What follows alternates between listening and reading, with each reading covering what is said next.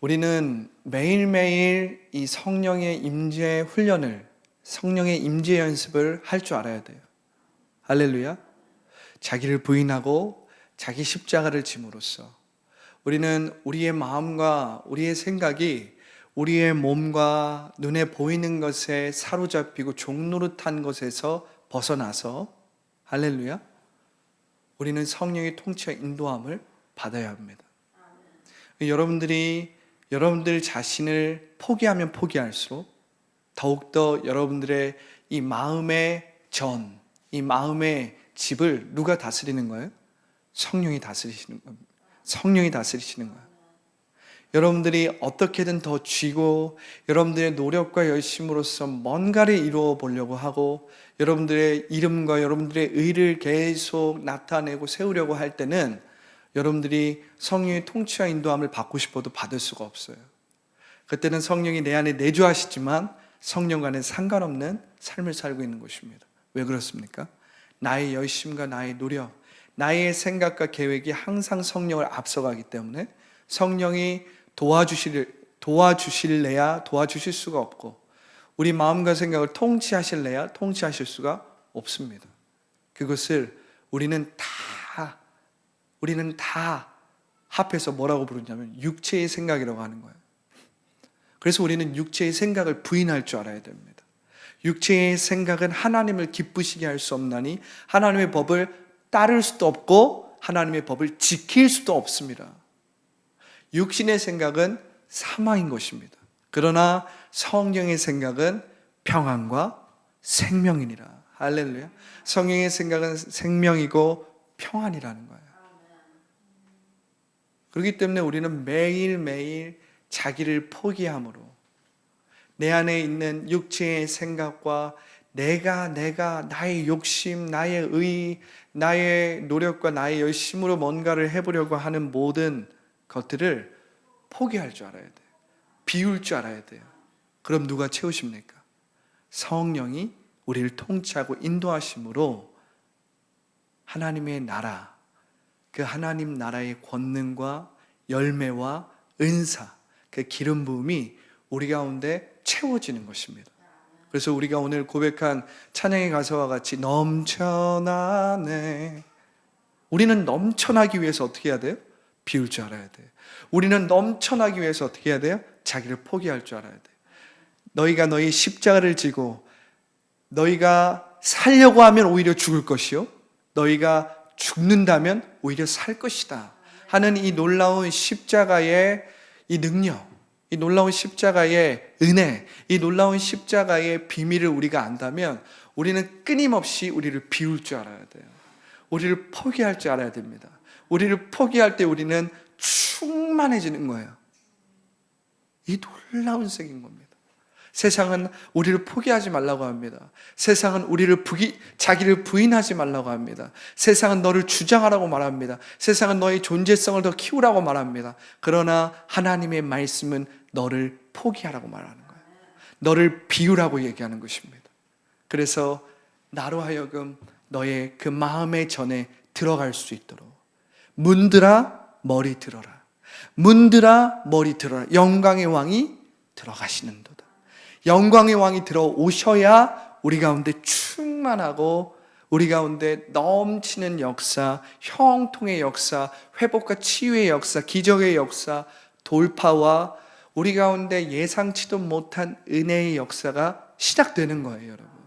그래서 여러분, 하나님의 말씀과 복음의 능력은 세상과는 정반대인 거예요.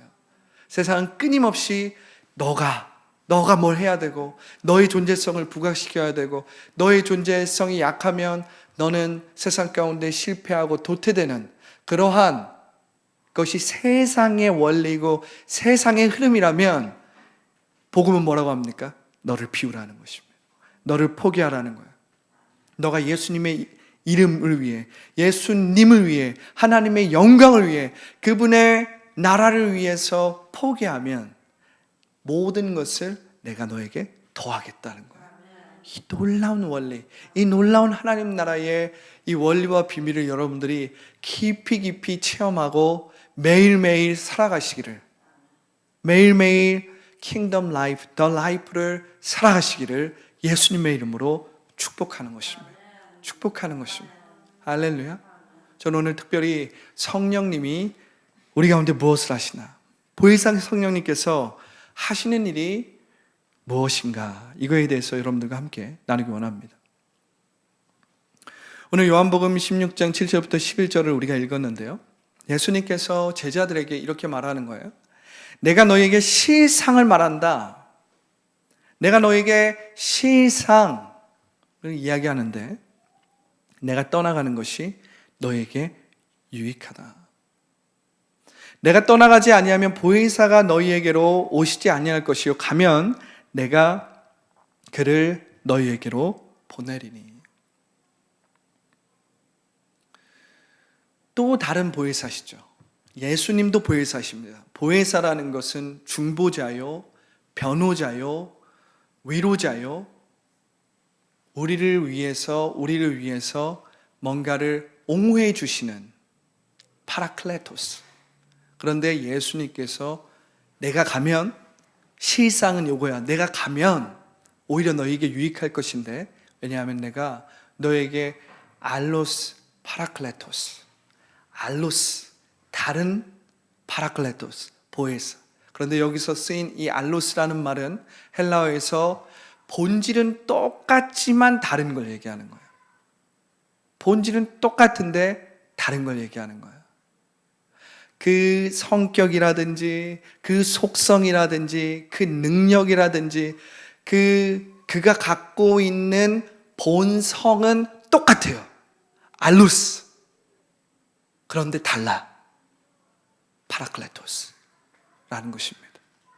그러니까 본질은 똑같아요. 그 사랑과 은혜와 그 하나님의 본성과 똑같지만 다른 보혜사, 다른 인격이시고 다른 역할을 감당하시는 보혜사를 내가 너희에게 보내겠다는 거예요.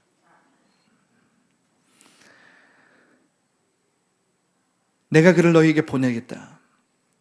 요한복음 16장 8절을 보면 그가 와서 죄에 대하여, 의에 대하여, 심판에 대하여 세상을 책망하시리라. 여러분, 우리가 무엇보다도 하나님께서 이 땅 가운데 예수님을 왜 보내셨는가를 우리가 생각해 본다면, 여러분, 우리가 이것을 분명히 알아야 합니다. 하나님께서 예수님을 보내신 이유는 하나님께서 예수님을 통해서 우리의 죄를 사해 주시기 위해서 예수님을 이 땅에 보내신 것이 아닙니다. 잘 들어보세요. 하나님께서 예수님을 보내시는 것은 예수님을 보내심으로 말미암아, 예수님이 십자가를 지심으로 말미암아 우리 죄를 사해 주시기 위해서 예수님이 이 땅에 보내신 것이 아니라는 거예요, 여러분. 만약 하나님께서, 우리가 잘 생각해 보십시오. 하나님께서 만약에 예수님을 통해서 우리의 죄를 사해 주시려고 했다면 구약의 방법이나 신약의 방법이나 그렇게 다를 바가 없는 것입니다. 그렇다면 왜 하나님께서 예수님을 보내셨는가? 왜 예수님은 십자가 위에서 모든 것을 다 이루었다라고 말씀했는가를 우리가 생각해 본다면 우리는 한 차원 더 올라가야 되는 거예요. 구약에서는 끊임없이 양과 염소를 통해서 자신의 죄를 전가시킴으로 말미암아 자신의 죄를 그렇게 해결해야 했어요. 그래서 끊임없이 제단 위에 짐승의 피가 아주 끊임없이 있고 그 제단을 태우는 연기가 끊임없이 제사를 통해서 이루어졌어요. 그런데 예수님께서 이 땅에 오셔서 십자가를 지심으로 말미암아 단번에 우리의 죄를 위해서 죽으셨단 말이에요. 그렇다면 그것은 무슨 의미입니까? 그것은 단순히 우리의 죄를 사해 준 것이 아니라는 거예요, 여러분. 자, 그렇다면 이게 무슨 말이에요? 하나님이 그의 아들 예수님 우리 가운데 보내셔서 십자가를 지게 하신 것은 우리가 정말 본질적으로 이것을 알아야 되는데 우리의 존재 자체를 변화시키기 위해서 그렇습니다. 우리의 존재 자체를 완전히 새롭게 거듭나기 위해서, 변화시키기 위해서. 이게 무슨 말이냐 하면 우리의 죄를 사해 주셨다고 하더라도 우리는 다시 죄의 굴레에 빠질 수 있습니까? 없습니까? 우리는 다시 죄의 굴레에 빠질 수 있어요. 우리가 예수 그리스도를 믿음으로 말미암아 우리의 영은 온전히 구원을 받았지만 우리는 법적으로 이 땅에 살고 있기 때문에 여전히 우리의 마음과 우리의 육체는 원수 마귀에게 어떻게 종속되어 있단 말이에요. 세상의 신에게 종속되어 있어요. 죄와 사망의 법에 종속되어 있다고요. 그렇기 때문에 우리의 죄만 씻김을 받는다면 그것은 의미가 없는 것입니다. 그것은 구약 때의 개념과 그렇게 다를 바 없는 것입니다. 그래서 우리는 자주 어떻게 오해하냐면 우리가 교회에 와서 회개하는 것이 예수님의 이름을 또한 예수님의 보혈을 의지하는 것이 지금 우리가 일주일 동안 혹은 한 달 동안 혹은 내가 알고 지은 죄 모르고 지은 죄를 씻는 거라고 생각하는 거예요. 그런데 여러분, 이것은 예수님의 십자가의 그 성취를, 예수님께서 십자가 위에서 성취했다라는 그 새 언약의 사건을 반만 알고 있는 거예요. 반쪽짜리 십자가 복음이라는 것입니다. 그렇다면 우리는 어떻게 이것을 알아야 하냐면 예수님이 십자가를 지심으로 말미암아 그분께서 십자가 위에서 모든 것을 이루었다 했을 때 이미 새 언약이 시작된 거예요. 지성소와 성소를 가로막고 있었던 모든 휘장이 찢어졌습니다. 그것은 무슨 의미냐 하면 이젠 우리가 죄와 사망의 법 안에 있었던 존재에서 이젠 하나님의 의로운 자로 완전히 변화되었다라는 거예요. 완전히 새로운 존재로 혁명이 일어났다라는 것입니다. 그러니까 여러분, 이걸 알아야 돼요. 우리가 죄를 졌기 때문에 우리는 죄인이 아니에요, 여러분. 우리는 죄인으로서 아담과 하와의 후예로서 태어났기 때문에 하나님의 원복과 신성을 잃어버린 죄인이라는 거예요. 그러니까 우리가 죄인이기 때문에 죄를 짓는 것이죠. 그러니까 여러분들은 죄의 현상을 두고 그것에 집중하고 그것에 흥분하고 그것에 우리가 매여 있으면 안 되고 그 죄의 현상 수면 아래에 있는 내가 죄인 된 존재라는 것을 여러분들이 먼저 알아야 한다는 것입니다. 그렇기 때문에 예수님을 믿는다는 것, 십자가를 통해서 우리가 예수님을 영접한다는 건 뭐예요? 우리가 그리스도 안에서 새로운 피조물이 된다는 거예요. 근데 이 새로운 피조물은 완전히 새로운 존재로서 혁명이 일어나는 것입니다. 이제 내가 죄를 짓기 때문에 죄인이 아니라 죄인이기 때문에 죄를 졌는데 이제 내가 하나님의 자녀이기 때문에 하나님의 의를 나타내고 누리고 하나님의 의를 이루는 자가 되는 거예요. 여전히 우리의 생각과 우리의 몸은 이 땅 가운데 종속되어 있지만 우리의 마음과 생각은 이제 누가 다스리시는 거예요? 그리스도 안에서 성령이 통치하시고 인도하시기 때문에 이젠 우리는 계속해서 성령 안에서 성령의 통치를 받으면서 성령의 생각으로 변화시킬 수 있는 자가 되었다는 것입니다. 할렐루야. 그러니까 우리는 이것을 알아야 돼요. 우리가 죄를 짓기 때문에 우리가 죄인이 아니라 우리가 죄인이기 때문에 우리는 죄인인데 그리스도를 영접함으로 말미암아 이제 우리는 죄인이 아니라 하나님의 자녀가 되었기 때문에 하나님의 의로운 일을 이젠 행할 수 있다는 것입니다. 이게 완전히 바뀌는 거예요.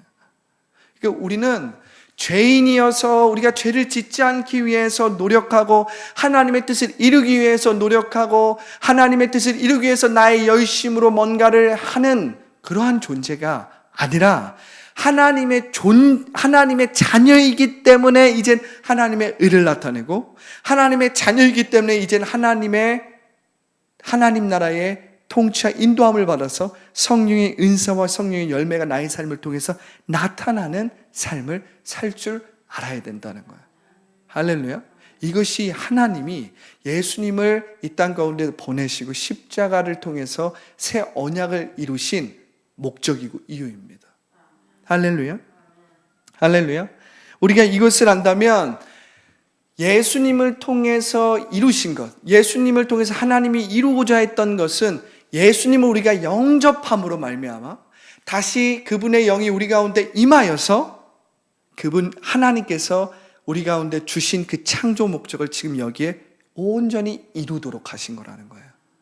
우리의 소명에 맞게, 우리의 부르심과 사명에 맞게 하나님의 창조 목적을 성령의 통치와 인도함을 받아서 온전히 이루게 만들려고 예수님을 이 땅 가운데 보내셨다는 거예요. 할렐루야. 이 놀라운 하나님의 계획을 우리가 이해할 줄 알아야 돼요. 깨달을 줄 알아야 합니다. 예수님께서 이렇게 말씀하십니다. 성령이 와서 죄에 대하여, 의에 대하여, 심판에 대하여 세상을 책망한다는 거예요. 먼저 죄에 대하여,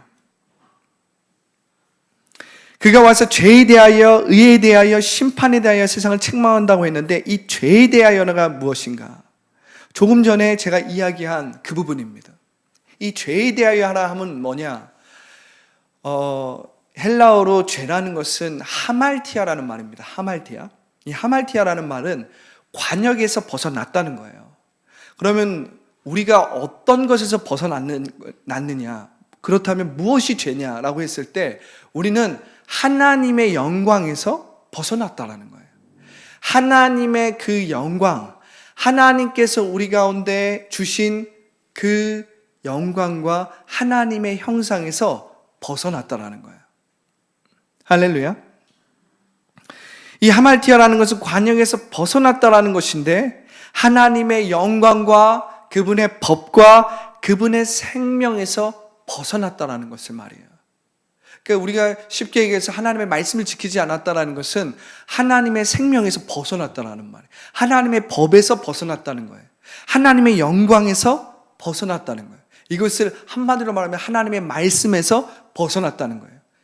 죄라는 것은 우리가 어떤 행위로서 범죄를 하고 어떤 위법을 하고 어떤 우리가 정해놓은 도덕과 윤리에서 그 기준에서 우리가 벗어나는 것이 죄가 아니라 그것은 죄의 현상, 죄의 열매고 죄의 본질은 뭐라는 거예요? 하나님의 영광에서 벗어난 거예요. 하나님의 형상에서 벗어난 거예요. 하나님의 법에서 벗어난 거예요. 하나님이 우리 가운데 말씀하신 그 말씀에서 벗어난 거예요. 할렐루야. 그래서 요한복음 1장 10절부터 11절은 이렇게 기록되어 있어요. 그가 세상에 계셨음에 세상은 그로 말미암아 지은 바 되었을 때 세상이 그를 알지 못하였고 요한복음 1장 11절에 이렇게 기록되어 있습니다. 자기 땅에 오매 자기 백성이 영접하지 아니하였다는 거예요. 그러니까 죄라는 것은 하나님을 거부한 것입니다. 죄라는 것은 우리가 죄라는 것을 보통 죄의 현상이나 죄의 결과를 가지고 저건 죄라고 해요. 그리스도인들인 우리조차도 윤리적으로 도덕적으로 벗어났을 때, 윤리적으로 도덕적인 어떤 기준에서 벗어났을 때, 혹은 어떤 우리가 다른 사람에게 피해주고 다른 사람에게 어떤 이 사회와 이 문화가 정해놓은 어떤 그러한 법적인 것을 어기고 어떤 범죄를 저질렀을 때 그것을 죄라고 한단 말이에요. 그런데 그것은 죄가 맞는데 엄밀히 얘기하면 그것은 죄의 결과이고 죄의 열매지 죄의 본질은 아니라는 거예요. 그것은 죄의 현상입니다. 근데 그 죄의 현상의 수면 아래는 뭐가 있는 거예요? 하나님을 거부하는 것, 하나님의 영광에 벗어난 것, 하나님의 말씀에 벗어난 것. 할렐루야. 그렇기 때문에 죄가 나타나는 것, 죄의 현상과 죄의 결과가 나타나는 것입니다. 만약 우리 안에 하나님의 형상이 충만하고 하나님의 영광이 충만하고 하나님의 말씀이 충만하면 어떻게 될까요? 죄가 왕노릇하지 못하게 되는 거예요. 죄가 현상적으로 일어나지 못하게 되는 것입니다. 왜요? 하나님의 형상이 충만하기 때문에. 하나님의 마음이 충만한 자에게는 하나님의 의가 나타나지 죄가 나타나지 않아요.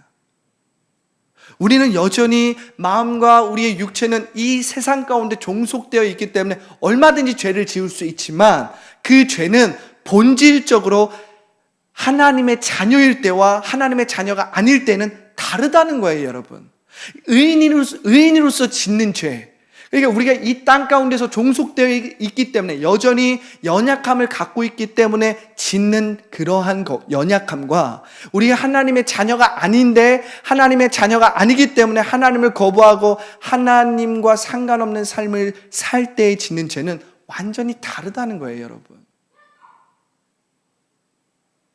본질적으로 하나님의 자녀는 끊임없이 하나님의 마음과 하나님의 의로 충만하기 때문에 변화시킬 수 있는 자예요. 변화시킬 수 있는 자예요. 성령을 우리는 매일매일, 우리의 속사람은 날로 새로워지고 우리의 겉사람은 날로 패하게 되는 그러한 변화를 일으킬 수 있는 자입니다. 그러니까 전인적인 치유와 전인적인 구원을 이루어가는 사람인 거예요. 그렇기 때문에 의인이지만 죄를 지을 수 있어요, 여러분. 이 말이 이해가 되십니까? 어떻게 의인이 죄를 지을 수 있어? 아니요, 의인이 죄를 지을 수 있습니다. 왜냐하면 우리의 마음과 우리의 몸은 여전히 이 땅 가운데 종속되어 있기 때문에 우리는 세상의 신이 다스리는 것처럼 보이는 이 삼천의 물질 세계에 살아갈 때 죄를 지을 수 있습니다. 얼마든지. 그런데 그 죄는 본질적으로 하나님의 자녀가 아닐 때 짓는 죄와는 다른 거예요. 그리고 더 중요한 것은 그의 속사람은 그리스도 안에 있기 때문에 점점점 어떻게 됩니까? 그리스도를 닮아가게 됩니다. 그리스도로 변화가게 됩니다. 할렐루야. 그리스도를 닮아간다는 것은 성령의 열매와 성령의 은사가 나타나는 기름 부으심의 삶을 살기 시작한다는 거예요. 할렐루야. 할렐루야. 그렇기 때문에 여러분, 의인은 믿음으로 말미암아 되는 것이지 우리의 노력과 우리의 열심으로 말미암아 되는 것이 아닌 것이에요. 우리가 믿는 믿음 안에서 성령의 통치와 인도함을 받을 때 우리가 의인이 되고 그것으로 구원을 받는 것이지 나의 노력과 힘이 아니라는 것입니다. 그런데 우리가 죄를 자꾸만 잘못 생각하고 이 세상의 관점과 눈에 보이는 윤리적이고 도덕적이고 자기 의의 개념과 자기 의의 관념 안에서 이해하기 때문에 자꾸만 기독교의 신앙생활마저도 다른 종교생활과 마찬가지로 나의 노력과 나의 열심으로 자기 의를 이루려고 하는 거예요, 여러분.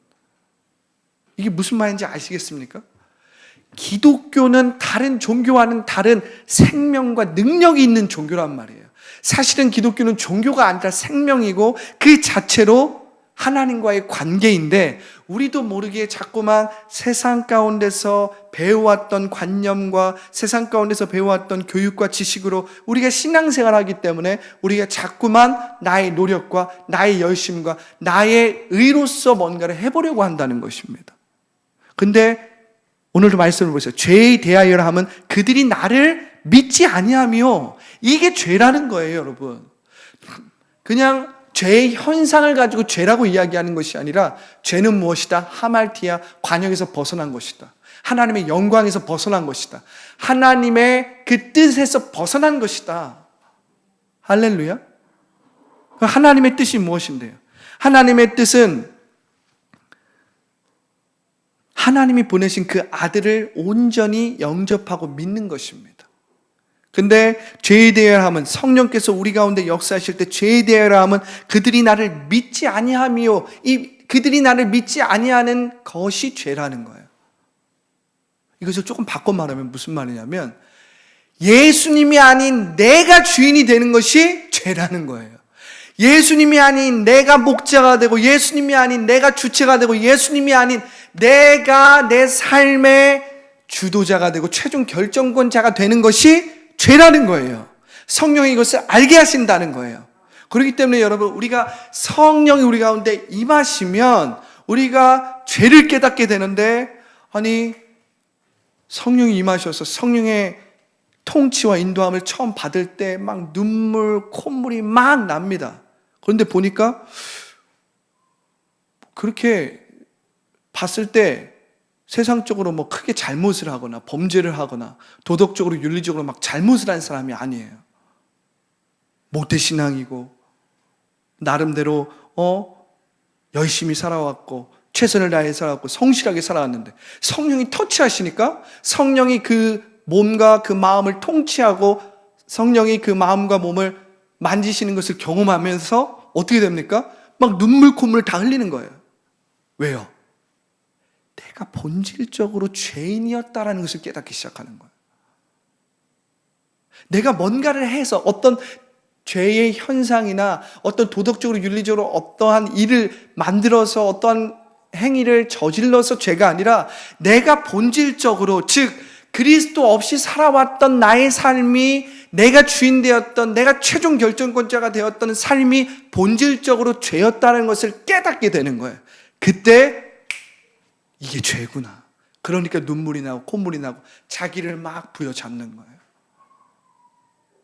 성령이 오시면 그렇게 된다는 거예요. 그러니까 여러분들이 주일에 와서 주님, 이번 한 주간도 말씀대로 지키지 못하고 이번 한 주간도 연약하게 살았습니다, 이렇게 기도하는 것은 누구의 기도예요? 나의 기도죠. 나의 기도. 나의 생각과 나의 판단과 나의 경험과 나의 기억에 기초한 회개를 하고 있는 거예요. 그 회개가 나쁘다, 잘못됐다 이런 말이 아니라 그 회개는 반쪽짜리 회개를 하는 거예요, 여러분. 하나님이 보시고 그래, 회개하는 거는 잘하는데 그걸로는 너가 변화되지 않는다. 그것으로는 너가 내가 주는 하나님 나라를 경험하고 내가 예수 그리스도를 통해서 성령으로 말미암아 이미 이룬 그 하나님의 나라의 그 권능과 은혜를 네가 그 회개로는 체험할 수가 없어. 하나님은 안타까우신 거예요. 무슨 말인지 아시겠어요? 그 회개가 나쁘다, 뭐 잘못됐다 이러한 개념이 아니라 하나님, 성령님은 그것을 보시고 탄식한다는 거예요. 왜요? 그 회개를 통해서 우리는 수치감과 부끄러움 가운데 머무르려고 우리는 회개하는 게 아니라 그 회개를 통해서 우리는 하나님을 더 알고 하나님을 더 나타내려고 회개를 하는 건데, 오히려 우리는 그 회개를 하면서 어떻게 합니까? 나의 죄책감과 나의 후회에 빠지잖아요. 그리고 나의 후회와 나의 죄책감에 빠지다가 어떻게 해요? 아, 이제 회개했으니까 그래도 어떻게 해요? 할 건 했으니까 마음이 좀 편해. 그러니까 조금 죄책감에서 다시 이러한 삶을 살면 우리가 뭔가를 결단하고 헌신은 할 수 있지만 다시 이전으로 돌아간다는 거예요. 그래서 이전에 그 실패했던 거, 좌절했던 거, 또 다시 우울한 감정에 돌아간다는 거예요, 여러분. 그런데 성령이 우리 가운데 임하시면 우리 안에 눈물 콧물이 다 나오는 이유는 내가 주인 되었던 것, 내가 최종 결정권자가 되었던 것, 나의 마음이, 나의 혼이 나의 육체의 생각과 몸과 나의 몸과 눈에 보이는 삼천의 물질 세계에 사로잡히고 종노릇했던 것, 그리스도 없이 그것이 억울하고 그것이 애통하고 그것이 가엾고 그것이 너무나도 불쌍해서 내 속에서 끓어오르는 그 회개가 나온다는 거예요. 그러니까 누굴 붙잡게 되는 거예요? 하나님만 붙잡게 되는 거예요. 하나님, 내가 하나님과 이렇게 생명적으로 연결되어서 살지 못했던 나의 모든 인생이 너무 억울하고 애통하고 또 내 자신이 너무나도 가엾습니다. 하나님의 긍휼함, 하나님의 그 사랑이 깊이 느껴지는 동시에 어떻게 돼요? 눈물 콧물이 다 쏟아지는 거예요. 그래서 성령이 우리 가운데 임하시면 죄에 대하여 책망하신다는 말은 그런 말인 거예요. 우리가 구약에서도 보면요, 예를 들어서 이사야 같은 경우는 그분은 대대로 제사장 집안이었고, 이사야는 크게 뭔가를 잘못하거나 뭐 어떤 불법적인 그런 제사장이 아니었습니다. 그런데 한날 이사야 선지자가 여느 때와 같이 성전에 들어가서 예배를 드리려고 이제 준비를 하는데 갑자기 그 성전 가운데 하나님의 임재가 충만한 거예요. 하나님의 옷자락이, 하나님의 거룩하심이 너무 충만하니까 이사야가 뭐라고 합니까? 오라, 내가 죽게 되었도다. 내가 죄인으로서 하나님의 이 순전하고 순결하고 이 아름다운, 이 사람의 말로는 말할 수 없는 거룩하심을 보았도다. 그러면서 자기를 칩니다. 막 자기를 쳐요. 자기가 죽게 되었다라고 얘기해요. 이게 무슨 말이냐면 제가 조금 전에 이야기했듯이 성령이 그 죄에 대하여 책망하신다라는 것은 이젠 우리의 어떤 행위로 인한 죄들에 대한 현상을 가지고 얘기하는 것이 아니라 내가 본질적으로 하나님 없이 내가 하나님을 의지하지 않고 주체자로서 살려고 했구나. 뭐예요 이게? 아담과 하와가 저지른 본죄죠. 내가 하나님 없이도 살 수 있어. 내가 하나님 없이도 하나님처럼 될 수 있다라는 이 원수마귀가 가져온 거짓된 생각. 이게 죄라는 거예요. 할렐루야. 할렐루야. 자, 두 번째는 의에 대하여 함은 요한복음 16장 10절이에요. 의에 대하여라 함은 내가 아버지께로 가니 너희가 다시 나를 보지 못하며. 할렐루야. 로마서 10장 2절부터 3절에 이렇게 기록되어 있습니다. 내가 증언하노니 그들이 하나님께 열심히 있으나 올바른 지식을 따른 것이 아니니라.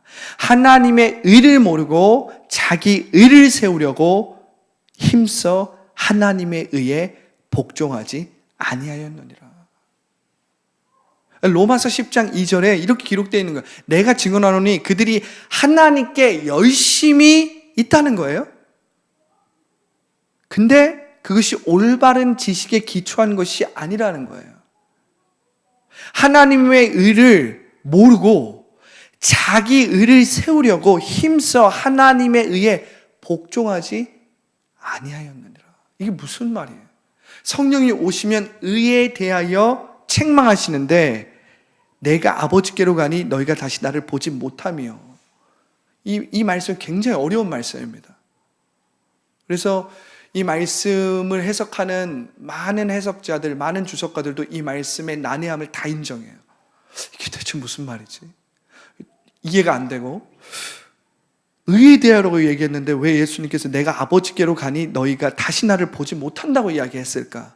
근데 우리는 이 말씀을 하나님의 나라의 관점 안에서 이해할 줄 알아야 합니다. 할렐루야.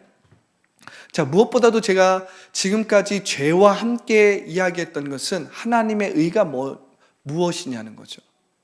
하나님의 의.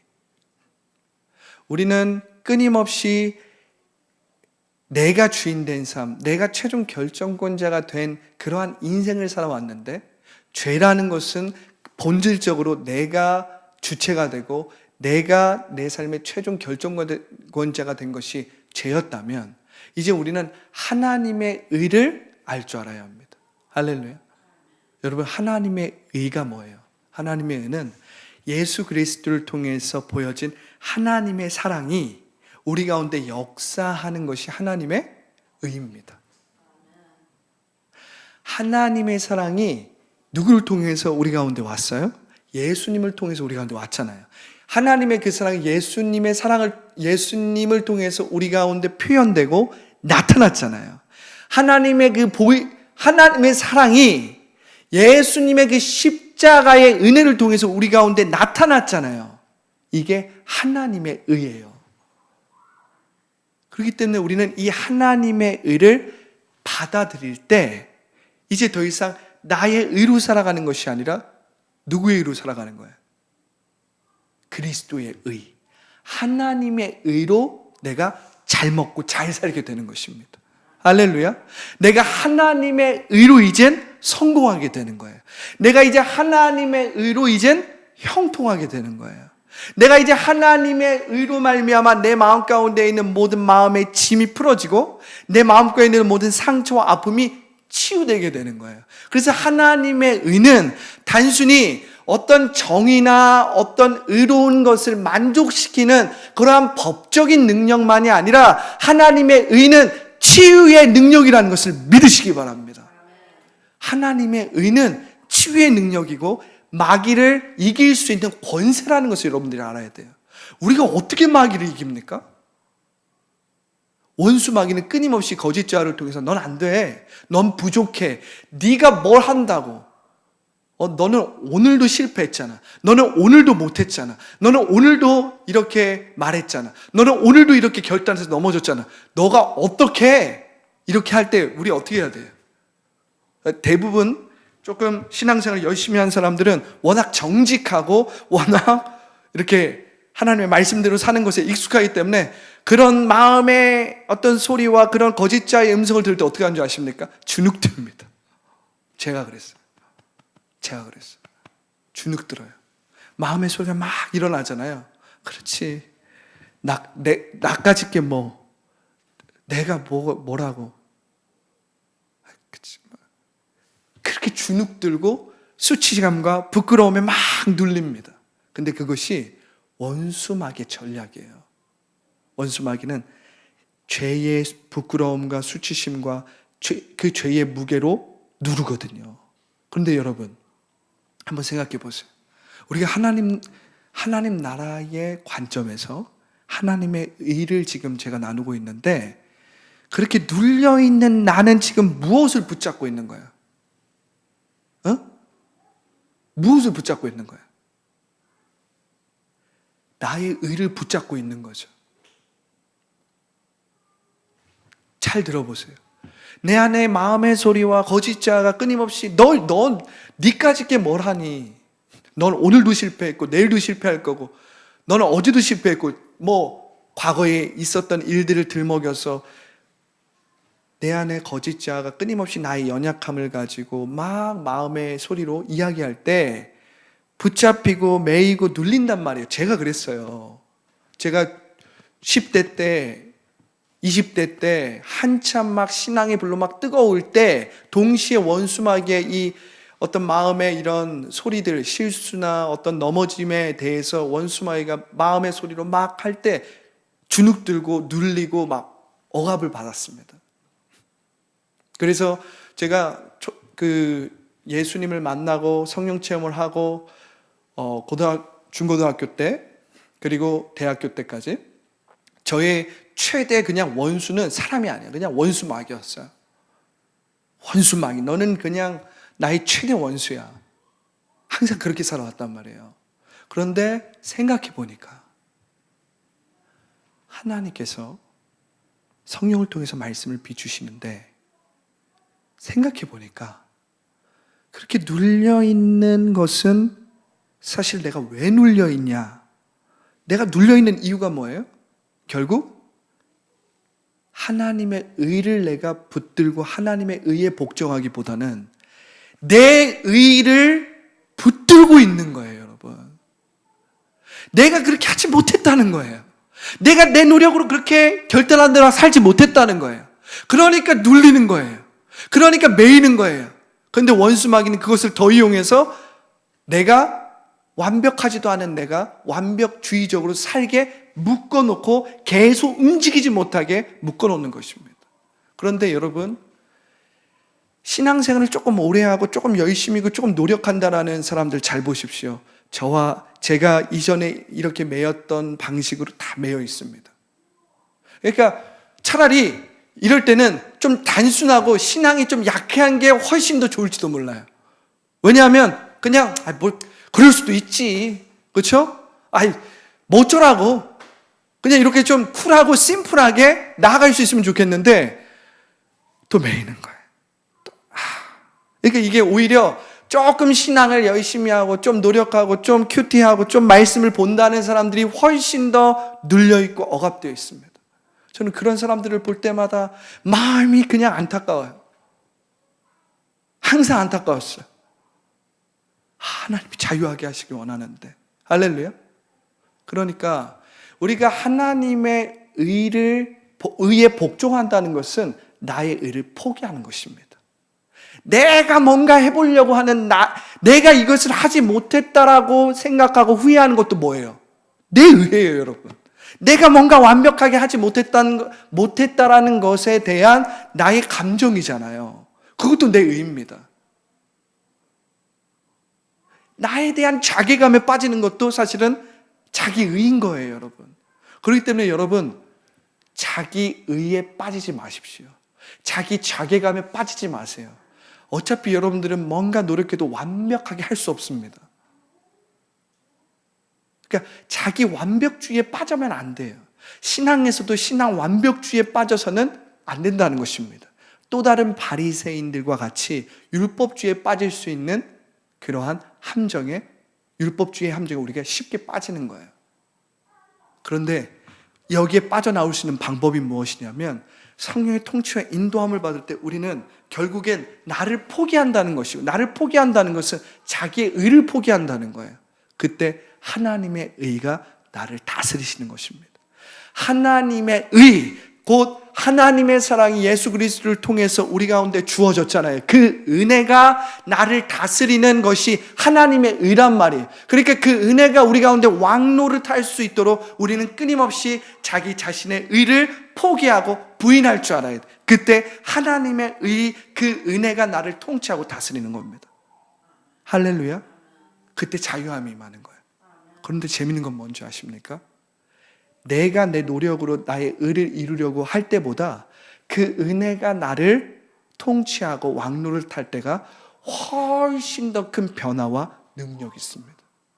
왜요? 이건 내가 하는 게 아니에요. 내 능력 바뀌거든요. 자기의 의라는 것은 나의 능력 안에서 할 수 있는 거예요. 그래서 나의 능력 이상으로 우리가 변화될 수 없습니다. 나의 능력 이상으로 우리가 뭔가를 이룰 수 없어요. 그러나 은혜는 우리의 것이 아니라 그리스도께서 임하셔서 그리스도의 그 은혜가 하나님의 사랑을 비추셨기 때문에 그것은 나의 능력 이상으로 변화되고 기적을 일으키고 새롭게 만들 수 있는 능력인 것이에요. 하나님의 은혜는 능력입니다. 나의 능력, 나의 노력, 나의 열심 이상으로 나를 끌어올려 주는 거예요. 할렐루야. 그래서 우리는 은혜가 내 안에서 왕노릇하도록 해야 됩니다. 은혜가 내 안에서 왕노릇할 때 우리는 하나님과 생명적으로 연결되게 되는 거예요.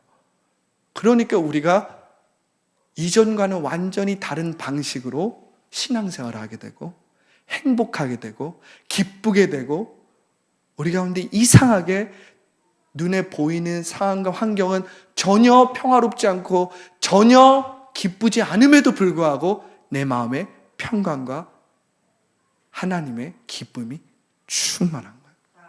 넘쳐나는 거예요. 할렐루야. 이것이 하나님의 의입니다. 제가 지금까지 하나님의 의가 무엇인지 설명했는데, 그렇다면 지금 요한복음 16장 10절에서 의에 대하여라 함은 내가 아버지께로 가니 너희가 다시 나를 보지 못하며, 어떻게 이것이 이 의와 연결될 수 있는가, 이 의와 어떻게 관련될 수 있는가를 우리가 볼 때, 여러분 이것은 이것입니다. 하나님 나라의 관점에서 예수님께서 십자가를 지시고 부활하셨잖아요. 3일 만에 부활하셨잖아요. 그리고 예수님께서 부활 승천하셨습니다. 그렇죠? 히브리서 9장 11절부터 12절은 이렇게 기록되어 있습니다. 히브리서 9장 11절부터 12절은 이렇게 기록되어 있어요. 그리스도께서는 장래 좋은 일에 대제사장으로 오사 손으로 짓지 아니한 것 곧 이 창조에 속하지 아니한 더 크고 온전한 장막으로 말미암아 염소와 송아지의 피로 하지 아니하고 오직 자기의 피로 영원한 속죄를 이루사 단번에 성소에 들어가셨느니라. 할렐루야. 그러니까 예수님은 십자가를 지시고 3일 만에 부활하시고 승천하심으로써 누구의 의가 된 것입니까? 하나님의 의가 된 거예요. 할렐루야. 예수님은 다시 하나님의 의가 되어서 하나님의 우편 보좌에 영원히 계시게 되었단 말이에요. 그리고 지금 그 예수님은 우리 안에서 그리스도의 영을 통해서 함께 계시고, 그렇기 때문에 우리는 그리스도 안에서 하나님의 의가 되는 것입니다. 할렐루야. 그러니까 지금 이 요한복음 16장 10절에서 의에 대하여라 하면 내가 아버지께로 가니 너희가 다시 나를 보지 못한다. 이 의에 대해서 이야기하는데, 예수님께서 십자가를 지시고 부활하시고 승천하심으로써 하나님의 의가 되셨잖아요. 그래서 그 하나님의 의로서 보좌 우편에 앉아 계시는데 그것을 통해서 어떻게 우리와 함께 하십니까? 예수님의 영이신 성령이 우리 가운데 임하셔서 우리 가운데 통치하시고 우리를 인도하심으로 말미암아 예수님은 우리와 함께 계시고 그리고 우리로 하여금 하나님의 의가 되게 만드신다는 거예요. 놀라운 진리죠. 그렇기 때문에 요한복음 16장 10절에서 의에 대하여라 함은 내가 아버지께로 가니 너희가 다시 나를 보지 못한다는 거예요. 그러니까 이 말씀을 하신 이유에 대해서 여러분들이 이젠 이해가 되시죠? 하나님의 의가 왜 예수님께서 아버지께로 가셔서 이제 너희가 더 이상 나를 보지 못한다는 것과 연관이 되는지, 하나님의 의가. 왜냐하면 이제 성령이 우리 안에 거하시기 때문에 성령이 우리 안에 거하심으로 예수님이 우리와 함께 계시고 그것을 통해서 우리가 어떻게 되는 거예요? 하나님의 의가 되는 거예요. 하나님의 의로서 나타나는 삶을 살게 된다는 것입니다. 할렐루야. 할렐루야. 자, 에베소서 2장 2절에 보면 이렇게 기록되어 있습니다. 그때 너희는 그 가운데서 행하여 이 세상 풍조를 따르고 공중의 권세 잡은 자를 따랐으니 곧 지금 불순종의 아들들 가운데 역사하는 영이라. 에베소서 2장 3절에 이렇게 기록되어 있어 전에는 우리도 다 그 가운데서 우리 육체의 욕심을 따라 지내며 육체와 마음에 원하는 것을 하여 즉 우리의 육체와 마음의 종노릇하는 존재였는데 본질상 진노의 자녀였더니 우리가 지금까지 죄에 대해서 이것을 나누지 않았습니까? 에베소서 2장 4절 이렇게 되어 있어요. 긍휼이 풍성하신 하나님이 우리를 사랑하신 그 큰 사랑을 인하여 에베소서 2장 5절에 허물로 죽은 우리를 그리스도와 함께 살리셨고 너희는 은혜로 구원을 받은 것이라. 이게 하나님의 의라고 했잖아요. 은혜가 우리 가운데 왕노릇하는 것이죠. 근데 참 이 에베소서 2장 6절부터 7절은 놀라운 말씀을 하고 있는데 또 함께 일으키사 그리스도 예수 안에서 함께 하늘에 앉으시니 이는 그리스도 예수 안에서 우리에게 자비하심으로써 그 은혜의 지극히 풍성함을 오는 여러 세대에 나타내려 하십니다. 너무나도 놀랍고 아름다운 말씀이 여기에 기록되어 있는데 참 재밌는 것은 이 에베소서 2장 6절부터 7절의 말씀이 이미 이루어진 과거로 쓰였다는 거예요. 아니 지금 여러분들이 자 여기 보세요. 에베소서 2장 5절부터 7절에 허물로 죽은 우리를 그리스도와 함께 살리실 것이다가 아니라 살리셨고 이미 살리셨다는 거예요. 그래요. 여기까지는 이해가 됩니다. 너희는 은혜로 구원을 받은 것이기 때문에 이해가 돼요. 그런데 6절, 7절에 보면 또 함께 어떻게 해요? 일으키사 그리스도 예수 안에서 함께 하늘에 앉으셨대요. 우리가 언제 하늘에 앉았습니까? 7절에 보면 이는 그리스도 예수 안에서 우리에게 자비하심으로써 그 은혜의 지극히 풍성함을 오는 여러 세대에 나타내려 하십니다. 이것이 이미 이루어진 것처럼 이야기하고 있어요. 이게 무엇입니까? 이게 현재적 하나님 나라라는 거예요, 여러분. 아직 완성되지 않았지만 이미 이루어진 현재적 하나님 나라 안에서 우리는 예수 그리스도와 함께 살리셨고, 우리는 예수 그리스도와 함께 살았고, 죄에 대해서는 죽었지만 우리의 영은 그리스도 안에서 어떻게 된 거예요? 함께 살았다는 거예요. 그래서 우리는 법적으로 이미 그리스도와 함께 그 보좌에 앉은 자가 된 것입니다. 법적으로는. 할렐루야. 그래서 현재적 하나님의 나라가 이미 임한 거예요. 그렇다면 여러분들 이 6절처럼 또 함께 일으키사 그리스도 예수 안에서 함께 하늘에 앉으셨는데 우리는 앉은 적이 없어요, 목사님. 저는 그런 적이 없잖아요. 우리는 그런 적이 없잖아요. 그런데 사도 바울은 이렇게 이야기한단 말이에요. 이것은 무엇을 이야기하냐면 현재적 하나님 나라, 뜻이 하늘에서 이루어진 것 같이 땅에서 이루어지는 현재적 하나님의 나라를 말하고 있는 거예요. 그렇다면 어떻게 이 일이 이루어지냐? 우리가 지금 에베소서 2장 2장 전체를 읽을 수는 없지만 이 에베소서 2장 마지막 절에 보면 이렇게 기록되어 있습니다. 에베소서 2장 21절부터 22절이에요. 그의 안에서 건물마다 서로 연결하여 주 안에서 성전이 되어가고 너희도 성령 안에서 하나님이 거하실 처소가 되기 위하여 그리스도 예수 안에서 함께 지어져 가느니라. 할렐루야. 이 현재적 하나님의 나라가 어떻게 이루어진다는 거예요? 바로 너희도 성령 안에서 하나님이 거하실 처소가 되기 위하여 그리스도 예수 안에서 함께 지어져 가느니라. 할렐루야. 이 현재적 하나님의 나라가 성령을 통해서 온전히 이루어진다라는 거예요. 우리가 그 성령 하나님을 통해서 성령 하나님이 우리의 마음의 전을 통치하시고 지배하심으로써 우리가 현재적 하나님의 나라, 예수님이 이미 이루신 그 하나님의 나라를 선취하고 보증하고 완성하는 그 성령 하나님을 통해서 어떻게 해요? 구원을 완성해 가는 것입니다. 전인적인 구원을 완성해 가는 거예요. 그런데 이것이 왜 심판과 관련되어 있냐? 이 성령께서 너희 가운데 오시면 이제 심판에 대하여 책망하시는데, 심판에 대하여 함은 이 세상의 임금이 심판을 받았습니다. 할렐루야.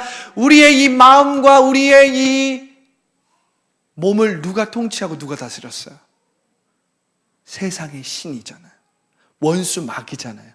죄와 사망의 원수로 우리를 다스리고 우리를 통치했잖아요. 그러니까 우리가 몸의 종노릇하고 육체의 생각에 사로잡히고 눈에 보이는 것에 끌려다니는 그러한 인생을 살 수밖에 없었잖아요. 그렇기 때문에 성령이 우리 가운데 오시면 심판에 대하여서 책망하시는데, 그것은 뭘 의미한다는 거예요? 이 세상의 임금이 쫓겨나갔습니다. 할렐루야. 이 세상의 임금이 심판을 받았다라는 거예요.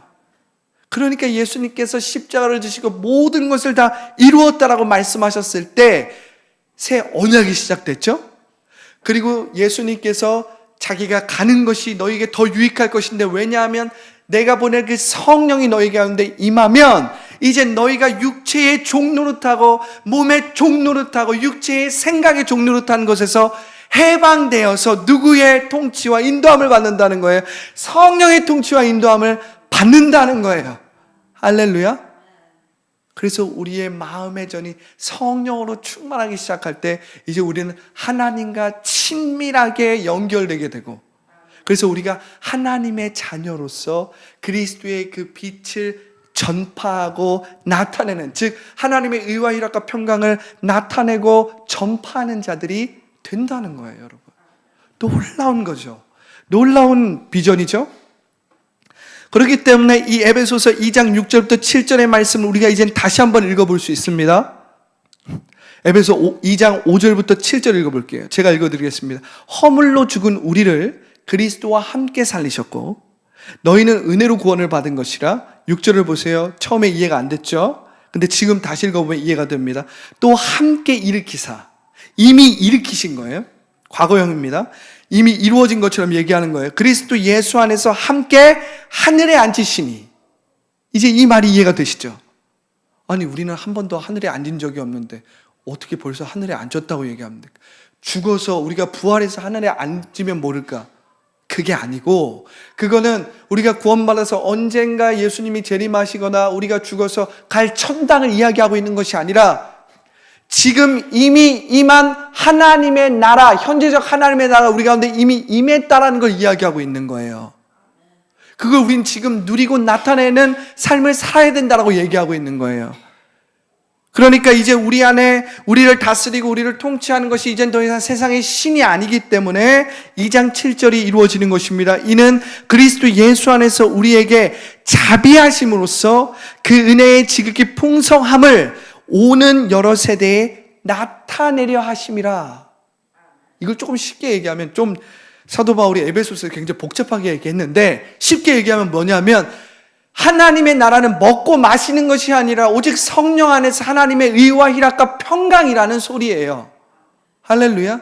쉽게 더 쉽게, 이거보다 더 쉽게 이야기하면 우리가 성령의 열매와 성령의 은사를 나타내는 삶을 통해서 여전히 죄와 사망 가운데서 종노릇하는 자들을 하나님의 빛 안으로, 하나님의 나라 안으로, 하나님 사랑하는 아들의 나라로 다 인도할 수 있다라는 거예요. 할렐루야. 이걸 조금 더 쉽게 이야기하면 이제 더 이상 우리가 육체의 생각으로 사는 것이 아니라 성령의 생각으로 삶으로 말미암아 이제 하나님과 온전히 연결되어서 지금 여기를 하나님의 뜻대로 변화시키고 새롭게 하는 하나님의 자녀가 되었다는 것입니다. 할렐루야. 할렐루야. 그래서 놀라운 이야기죠. 우리가 오늘 지금 우리가 이 요한복음 16장 7절부터 11절을 함께 나누었는데 굉장히 긴 말씀입니다. 이것을 우리가 오늘은 굉장히 긴 말씀을 함께 나누었는데 우리가 이 말씀을 보면 왜 예수님께서 보혜사 성령님이 오시는 것이 너에게 유익하다라고 말씀했는지 우리가 정확하게 알게 되는 거예요. 보혜사 성령님께서 하시는 일이 무엇인가? 의에 대하여, 죄에 대하여, 심판에 대하여 우리에게 하시는 일이 무엇인가를 예수님이 말씀해 주시는 거예요. 그런데 우리가 이것을 잘 생각해 보면 죄에 대하여라 함, 그리고 의에 대하여, 심판에 대하여 우리가 쭉 나눴는데 이것은 우리가 구원받을 때, 그리고 우리가 구원을 이루어가는 우리의 지금의 현재의 삶, 그리고 우리가 구원이 완성되는 때를 성령께서 어떻게 하고 있어요? 주도 면밀하게 인도하고 있잖아요. 그 성령은 우리가 구원받을 때뿐만 아니라 구원받을 때, 그래서 죄에 대하여, 그리고 우리가 구원을 이루어가는 지금 현재적인 삶, 지금 우리가 있는 이 3터와 1터 안에서 구원을 이루어가는 지금 이 삶, 즉 의에 대하여, 그리고 최종적으로 구원이 완성되는 때 우리의 혼이 더 이상 몸의 종노릇하지 않고 육체의 생각의 종노릇하지 않고 성령의 통치와 인도함을 받아서 구원을 완성하는 때, 즉 심판에 대하여까지 성령이 어떻게 하고 있는 거예요? 일하고 계신 거예요. 성령이 역사하고 계신 거예요. 성령이 붙들고 계신 거예요. 성령이 함께하고 계신 거예요. 성령이 역사하고 계신 거예요. 할렐루야. 할렐루야. 여러분, 성령께서는 단순히 어떤 성령의 은사적으로 어떤 성령의 은사와 관련하여서 어떤 눈에 보이는 일들만, 어떤 성령의 가시적인 기적과 관련된 일들만 하는 것이 아니라 구원의 시작, 구원의 과정, 구원의 완성에 이르기까지 총체적으로 어떻게 하십니까? 완전한 블루프린트를 가지고 있다는 거예요. 완벽하게 블루프린트를 가지고 우리 가운데 역사하고 우리 가운데 일하고 있다는 거예요. 그러니까 우리가 성령 없이 신앙생활 한다는 것이 상상이 되십니까? 그러니까 왜 우리가 매일매일 헌신, 결단, 헌신, 또 넘어지고 좌절하고 우울감에 빠지고 다시 결단, 헌신, 왜 우리가 이걸 반복하고 있냐는 거예요. 우리의 신앙이.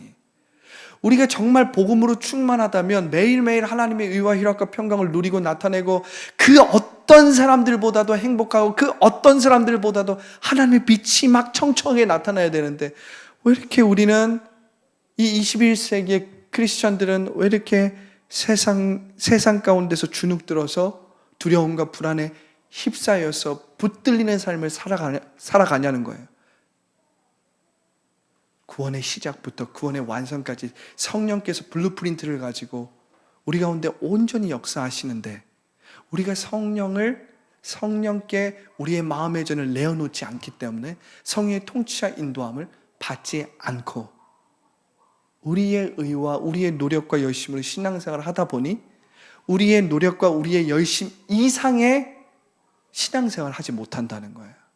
그러나 우리가 성령의 통치와 인도함을 받게 되면 그 하나님의 나라의 현재적 하나님의 나라를 경험하고 누리게 됨으로써 이젠 은혜가 왕노릇하게 되고, 그래서 이제는 더 이상 나의 노력과 나의 열심에 제한된 신앙생활이 아니라 나의 열심과 나의 노력 이상의 신앙생활, 다시 말하면 차원적인 삶을 살게 되는 것입니다. 할렐루야, 할렐루야.